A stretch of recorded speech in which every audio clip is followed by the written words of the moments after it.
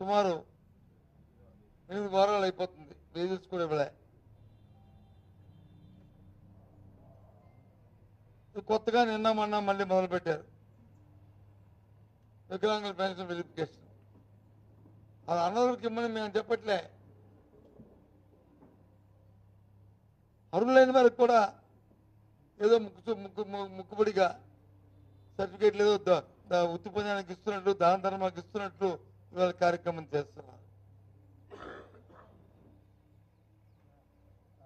ఇవన్నిటితో పాటు రాష్ట్రంలో ఏదైనా సరే సమస్య అడిగితే మీరు అబద్ధాలు చెప్తే మీరేమైతే మీరు చర్య తీసుకుని ఏంటి చర్య తీసుకుంటారు? ఇప్పుడు నేను చెప్పిన అబద్ధాలా?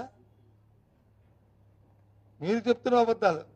ముందు చర్యలు తీసుకుంటే ప్రభుత్వంలో ఉన్న పెద్దలు ఎవరైతే ఉన్నారో, ముఖ్యమంత్రి, మంత్రులు,